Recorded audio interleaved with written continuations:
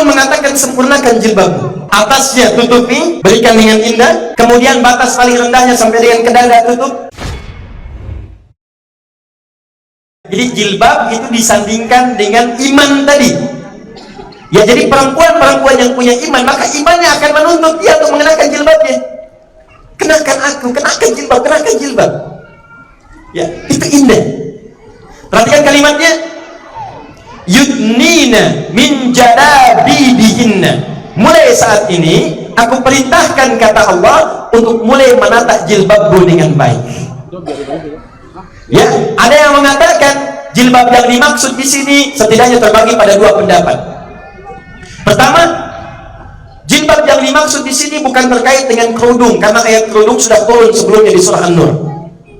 Ya, yang di sini terkait dengan pakaian bagian bawah untuk dilonggarkan. Di kerudungnya dipakai, kemudian pakaian yang bawahnya pun dilonggarkan ke bawah.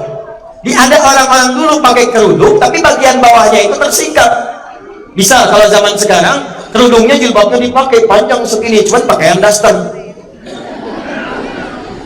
Maka turun ayat ini, jangan sampai kerudungnya bagus, bawahannya jelek. Sempurnakan.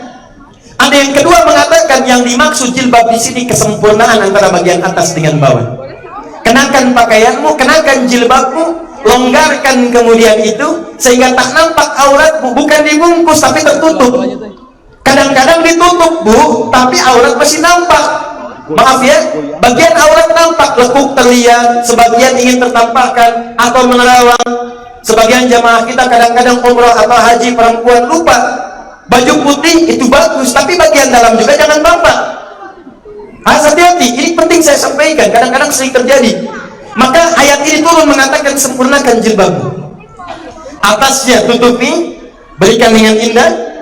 Kemudian batas paling rendahnya sampai dengan ke dada tutup. Setelah itu turunkan bagian bawahnya sampai mendekat ke arah tanah. Yudnin itu mayakhrabu minal ardi, yang dekat kemudian ke tanah. Gak apa-apa kalau perempuan misalnya agak sedikit longgar, terseret kena debu, debunya gak dipandang najis, Bu.